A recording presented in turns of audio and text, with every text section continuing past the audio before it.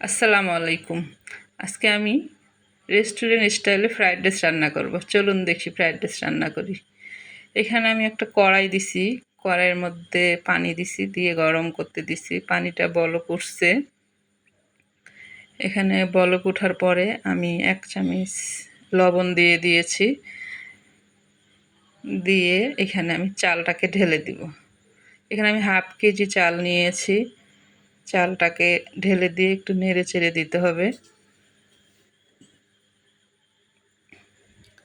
একটু নেড়ে চেড়ে দিবেন, নাহলে নিচে লেগে যাবে। সাথেই আপনাকে নেড়ে চেড়ে দিতে হবে যাতে নিচে না লেগে যায়।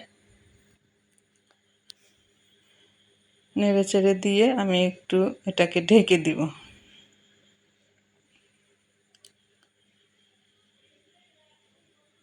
আমি এটা 4 ভাগের 3 ভাগ চালটাকে হওয়াই নিব। আমি 1% বাকি রাখবো, পুরোপুরি হওয়াবেন না, বাকিটা এগুলোর সঙ্গে হয়ে যাবে। আর এখানে গাজর, চিকেন, বরবটি সব কিছু নিয়ে নিয়েছি।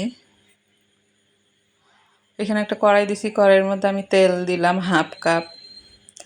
তেলটার মধ্যে আমি এখন ম্যারিনেট করা চিকেনটাকে দিয়ে দিব। দিয়ে একটু নেড়ে চেড়ে দিব আমি। ওখানে আমি কড়াইয়ে চিকেনটাকে দিছি, আর এখানে আমি একটা ডিম দিয়ে দিব। ডিমটাকে আমি একটু ফ্রাই করে নিচ্ছি এই চুলাতে। ডিমটাকে দিয়ে ভালো করে নেড়ে চেড়ে একটু ওয়েট করতেছি যাতে এই নিচের পাশটা হয়।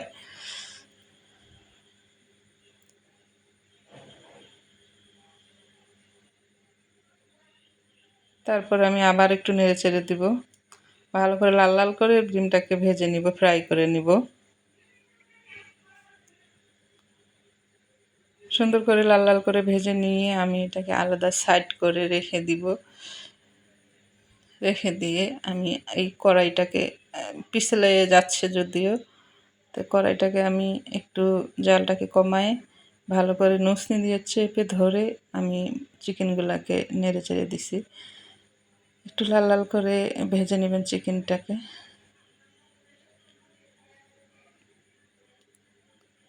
ভাজা হইলে আমি এখানতে 2 চামচ বাটা মশলা দেবো, যে বাটা মশলার মধ্যে আমি সব কিছুই দিছি। আদা, রসুন, জিরা, গরম মশলা সব কিছুই আমি দিয়ে বেটে রেখেছি। এখানে 2 চামচ আমি গরম মশলা এগুলো দিয়ে দিছি, বাটা মশলা। আর দিলাম আমি এখানে লাল মরিচের গুঁড়া। দিয়ে ভালো করে আর একটু নেড়ে চেড়ে দিতে হবে। ভালো করে নাড়বেন, মুরগিটাকে ভালো করে ফ্রাই করতে হবে। 1 চামচ লবণ দিয়ে দিছি। চালের মধ্যে যদিও আমি লবণ দিয়ে দিছি। পরিমাণ মতো লবণ দিবেন, লাগলে আবার বুঝে আপনি দিবেন, একবারে বেশি দিবেন না। আর এখানে আমি গাজর কুচিটাকেও দিয়ে দিলাম। গাজর কুচিটা দিয়ে আমি ভালো করে নেড়ে চেড়ে দিলাম। দিয়ে আমি এখানে বরবটিটাকেও দিয়ে দিব। বরবটি কুচি করে নিছি আমি। দিয়ে আর একটু ভালো করে নেড়ে চেড়ে দিবেন।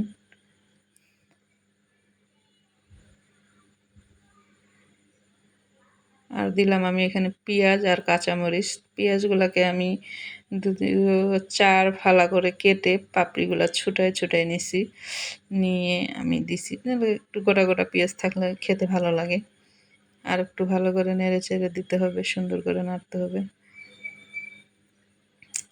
আর ওর মধ্যে আমি এখন দিব 1 টেবিল চামচ সয়া সস। বেশি দিব না, 1 চামচ দিছি।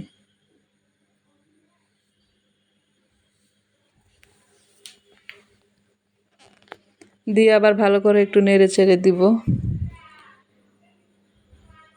এখন আমি এর মধ্যে চালটাকে দিয়ে দেব। চালটা আমি যদিও চালনিতে ঢেলে নিয়ে নিচ্ছিলাম, পানিটা ঝরিয়ে ফেলেছি। দিয়ে ভালো করে নাড়তে হবে। কড়াইটাকে সুন্দর করে আপনি নুসনি দিয়ে চাইপা ধরেন, না হলে স্লিপ কাটবে আপনার কড়াই। স্লিপ কেটে যাচ্ছে, এই কারণে ভালো করে চেপে ধরে তারপরে নাড়তে হবে। আর টেস্টের জন্য আমি একটু টেস্টিং সল্ট দিয়ে দিছি। আপনারা চাইলে টেস্টিং সল্ট দিতেও পারেন, না চাইলে নাও দিতে পারেন, সমস্যা নাই। এটা টেস্টের জন্য দিছি, এটা দিলে কোনো ক্ষতি নাই। দিলে বরঞ্চ একটু টেস্ট লাগে এই। আর এই যে ওর মধ্যে আমি এখন ডিমটাকেও ফ্রাই করা ডিমটাকেও দিয়ে দিলাম।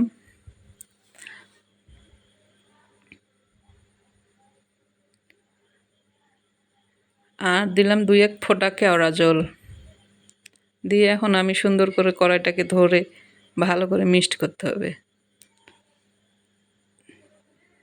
ভালো করে মিক্সড করতে হবে, ভালো করে মিক্সড না করলে কিন্তু সব রাইস, কিছু রাইস সাদা থাকবে, কিছু রাইসের মধ্যে মশলা ঢুকবে, কিছুর মধ্যে মশলা ঢুকবে না। এই কারণে আপনাকে ভালো করে মিক্সড করতে হবে। মিক্সড করা হয়ে গেছে আমার। এখন আমি এর মধ্যে 1 চামচ চিনি দিলাম। চিনিটাকে অবশ্যই দিবেন।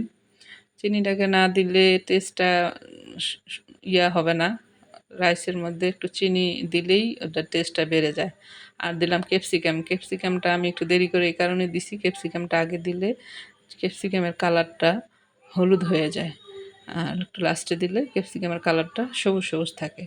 এই তো আমার ফ্রায়েড রাইস হয়ে গেছে। একটু নেড়ে চেড়ে আমি এখন এটাকে নামিয়ে ফেলবো।